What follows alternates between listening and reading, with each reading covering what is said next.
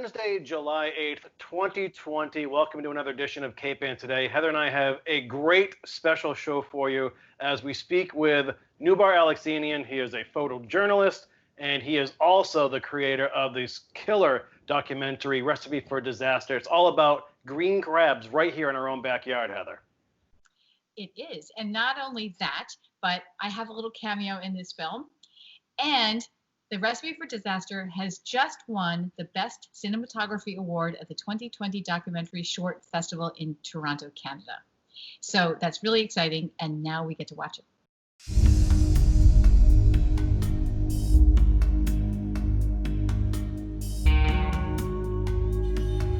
If we did nothing, they would overwhelm the estuaries completely, wipe out all the shellfish, and turn what used to be a very fertile ecological region into a barren kind of place. 2014 was a peak year for crabs. Nobody had ever seen so many crabs in the creeks and estuaries around here. It was alarming.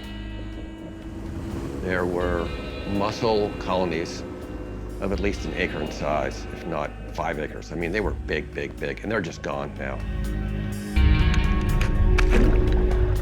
For anybody trapping green crabs for the first time, it is very strange. They are small and very aggressive, so they're very destructive.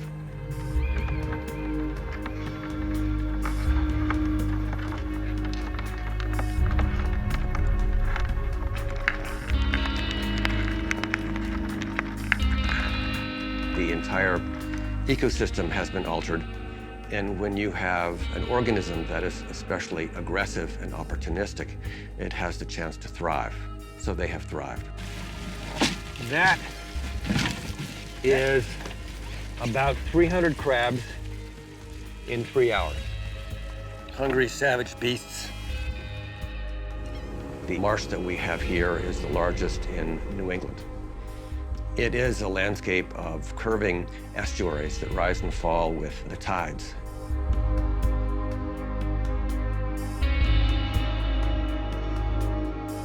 They are relentless, and they wipe out eelgrass. If you destroy eelgrass, you destroy a very important nursery for finfish, so you have fewer fish offshore.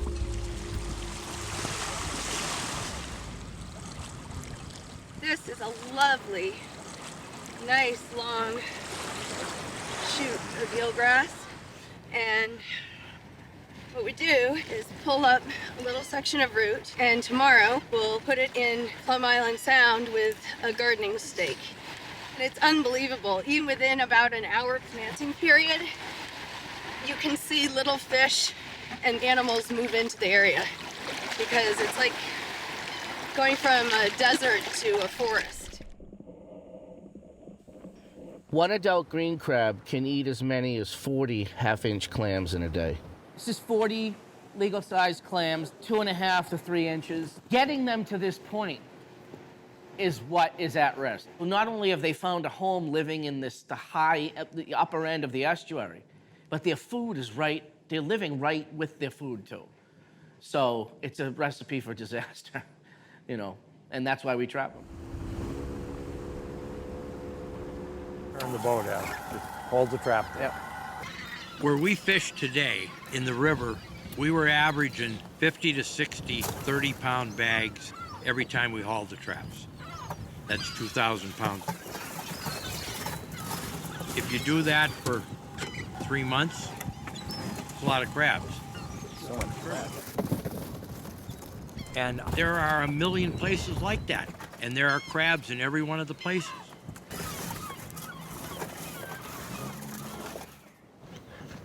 As the Gulf of Maine has warmed, and it's warming faster than any other body of water, the green crabs that have been here for decades have exploded. They are not trapped.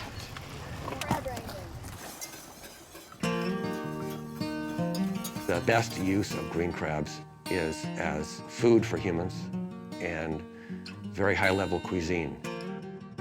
Roe is the central component of a dish called she crab soup. SHE-crab, she crab Traditional she crab soup comes from the American South, where it is a cult favorite.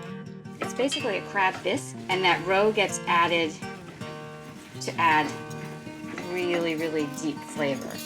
If we can introduce New England she crab soup made from wild green crabs, Isn't that beautiful? and produce a lot of the roe for the restaurant chefs, we will have potentially a hit on our hands. It'll take a lot of green crabs out of circulation. I wanted to see it. The roe that he's getting out of them, I've eaten it, and it's exquisite. There's no better way to describe it. It's good. We're going to eat our way towards the solution. We're going to try to do it. We stack them up here on pallets, and we took 80 or 90,000 pounds of crabs out of that place. How can that be? Where did they come from? Did they fall out of the sky every night? If we weren't trapping them right now, I can't even, they'd be walking the streets. They'd be coming down the driveway. Everybody is in favor of trying to do something about the green crab. The big questions aren't why do it or are you crazy? The big questions are how are you going to do it? What will it take?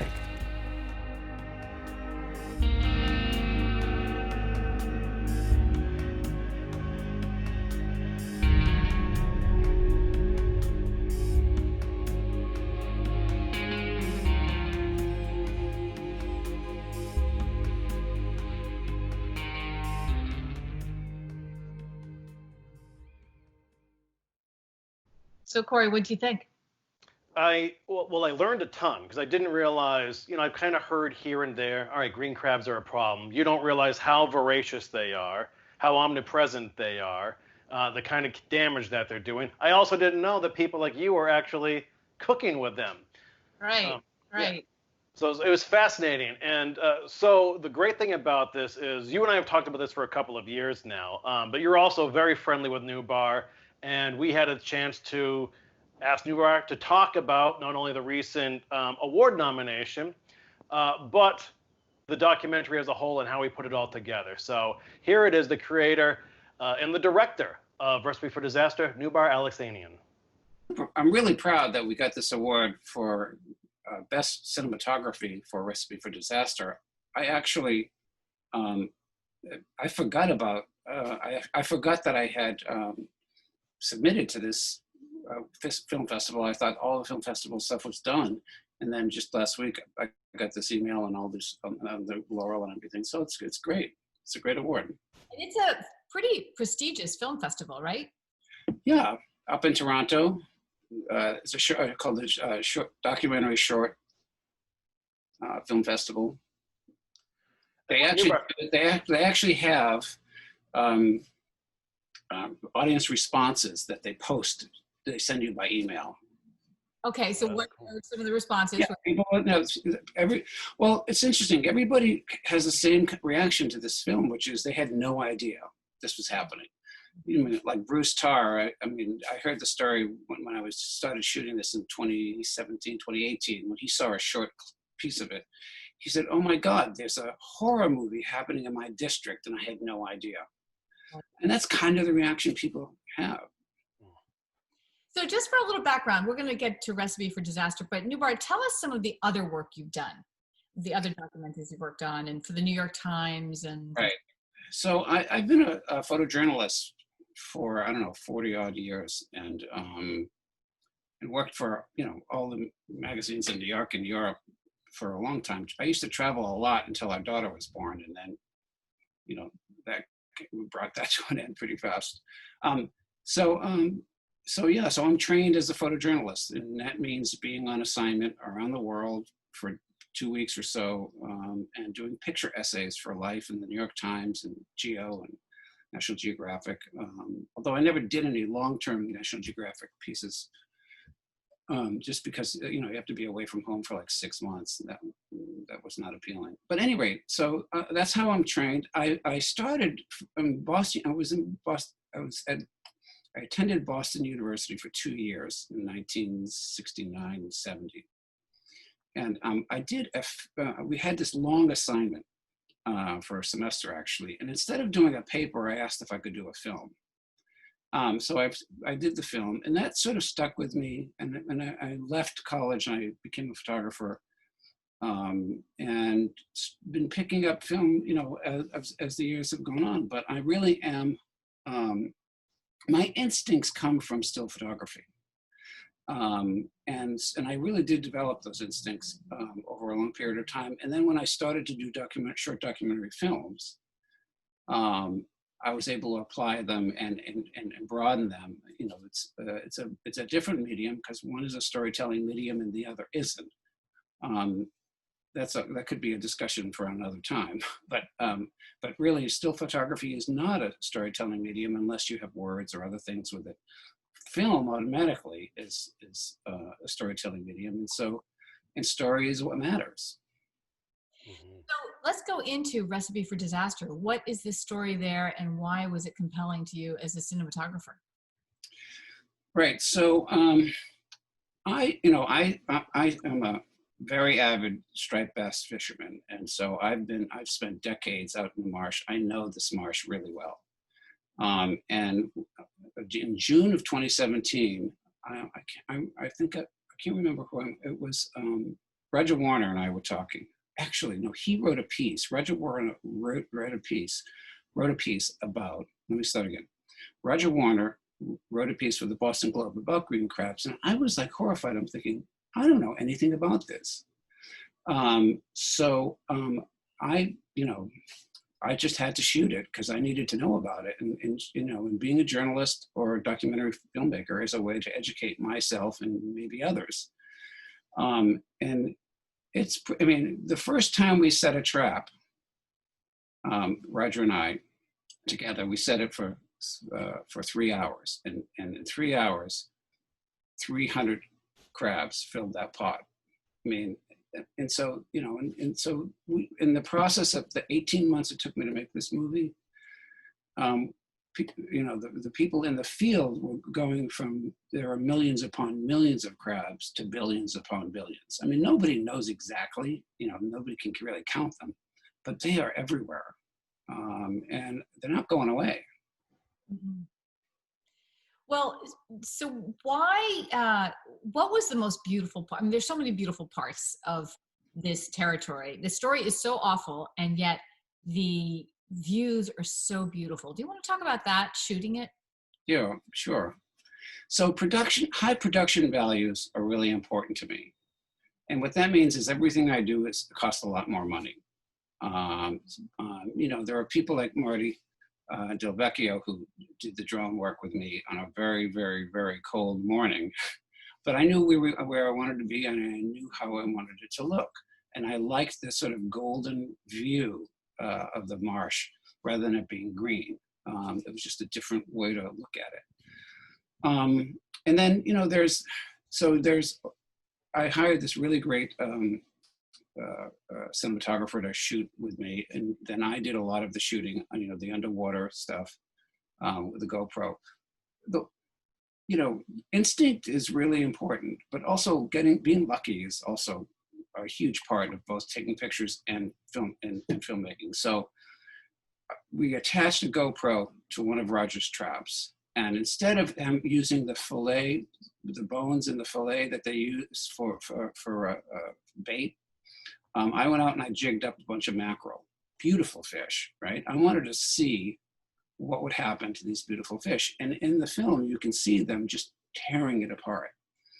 And as a director, I get to make those decisions, right? I get to say, no, I don't want what they use. I want to see what happens here.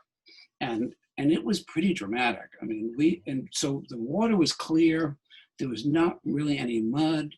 That's getting lucky, really. And then, the footage came up, and my cinematographer and I checked it right there on the boat. And we were just kind of blown away. And there was 3 hours of that. Yeah, so it's pretty, it was hard to even, cut it down, but we did. Yeah. So you've got beautiful vistas and you've got drama. Right. Yeah. Great story. Right. Yes. Yeah. I have questions. Well, I just want to know, in the time since your documentary came out, Have you spoken with Roger? Has there been any progress with eelgrass restoration or green crab counts or research? What's been going on the last couple of years?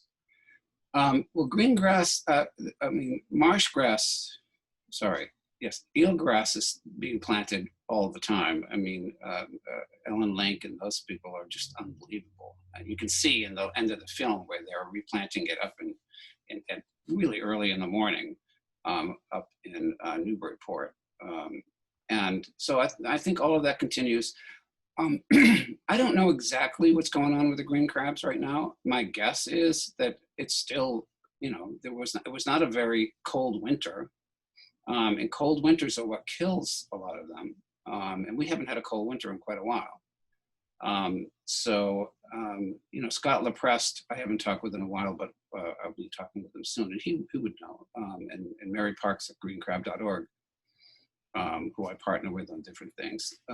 It's still prominent. And then I've just been reading also about these other crabs coming down from Nova Scotia that are even more aggressive. And then others that are coming up from Maryland toward us. So, there's something going on. Jeez. Yeah. Are these crabs still being harvested? Because I saw a lot of like the sheet crab stew and the soup and all that, but is that still a thing? Well, I don't know about the sheet crab soup. That's one idea. And, I tasted Heather's and it was great. Greencrab.org is this really great cookbook, different ways to cook green crabs and different ways to deal with them. And I think that's really where it's going to go. Using the eggs, the eggs are, there's the green crab. Oh, good, nice. So the whole idea behind sheet crab soup is eating the roe because you're eating the young, right? And it's really, it's caviar. You're eating generation, right? Right. So if we can interrupt a generation or two, as Adam Smith said, he passed away, as you know, and I miss him. I used to love talking with him. But as he said, what's that? He's a trapper of green crabs, right? Right. He's at the end of the movie who says, they could be coming down the street, they could be coming down this driveway, that could be walking all over the place, and he had that quality about him that was great. But he had always said that the best we can do is to keep pressure on them. They're not going away. And trapping is what keeps pressure on them. If you want to see Recipe for Disaster, you can go to walkercreekmedia.com, which is my the URL for my production company, walkercreekmedia.com, and you'll see it right there. Yeah. And are you working on something else? What are you doing now? Well, so I'm working on a bunch of stuff right now. A lot of still, I'm working on a large project on leaves and through the conservation belt. I've been doing that for 3 years. It's pretty interesting. But I'm also working on something with Greg Gibson, and he and I are working on something. I can't really say what it's about, not because it's a secret, but because I can say that it's about Olson and Dogtown, and Greg. It's about the three of them, one place, and the two people. And so I've been shooting that, and I'm shooting the whole thing on an iPhone 10, using a high-end recording, audio recorder. No kidding. And it's beautiful. The footage is just beautiful. I'm just doing it because I think, the little videos that I make with my iPhone just look great. On a big screen editing, it doesn't, so yeah. So that's a project that needs money, obviously, like everything. So I don't know what the narrative is yet. But we shot a bunch of footage. Walking around through Dogtown with Gregor, it's just a trip. Really, it's great. Yeah, I bet. And we should put a plug in for your beautiful book on Gloucester Fish. What's the title? It's called Gloucester When the Fish Came First. Right. You can also get that from Walker Creek Media under Prints and Books. I have it's around here, but I have one here. I don't know. This has a. No, that's not good, right? that's good. That's good. That's good. Yeah. That's good. So many incredible images in that book. It's Mhm. really beautiful. Yeah, it's a lifetime of pictures. I mean, that's the thing about also living here, which I like talking about, which is I shoot every day. I just shoot every day. There's no, I mean, if I miss a day, I don't understand how that happens. Because, we have a dog. I walk the dog. We hike. We go places. There's all these reservoirs, all this water, salt water. And now I'm starting to, our dog loves to swim. He's still a puppy. But he loves, like, he'll go on the paddleboard with one of us, and he'll just jump in the water. And then I'm in the marsh now in a different way. So I'm walking along. I see all these small, dead, beautiful crabs, that are bleached white by the sun. I mean, there's so much to shoot. I mean, so I'll be busy. I'm also finishing. My daughter and I started a film, a feature-length film. About how the Armenian genocide has affected our family. And we're in our 8th year. And so that's all shot, we're editing it, and that needs money to get finished. But I spend time on that every day. Interesting. Back to Armenia for that, right? Well, I went to Turkey, actually, and found my 4 grandparents' villages that they fled from, and found out what their stories were. Wow. Yeah. So what happens, my daughter says, "Hey, Dad, will you go to Armenia with me?" Of course. But I thought we were going to Armenia, the country. And that was my first lesson, right? No, that's not where you're going.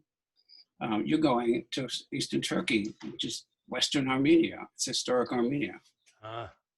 So every time we walked into a village, it smelled like my grandmother's kitchen. I mean, the food's the same. I mean, it's incredible. And will you travel to Toronto to receive the award? No. Oh, okay. There's just, it's all COVID, everything, and it's also, yeah, it would be a lot to do. I mean, I would do it, I guess. Yeah. I mean, it's more badass when you don't go to accept the award, though. They announce your name. Nubar couldn't be here this evening. He's working on the Armenian piece. Right. True. We'll accept the award for him, and I'll be. Yeah. Right. So I have to say, Corey, that I've done a lot of work with these green crabs. Also, aside from my tiny little cameo in the film, I've been talking to Roger Warner and Nubar and a lot of shellfish wardens. I wrote a whole long story about the green crabs. So they have been in my mind as a sort of marker of climate change and all the environmental disasters that we read about all the time. The green crabs have really been front and center in my mind as this problem. So it's kind of amazing to see the film about green crabs win this great award. I mean, it's all about Nubar's cinematography because he is a genius and an artist.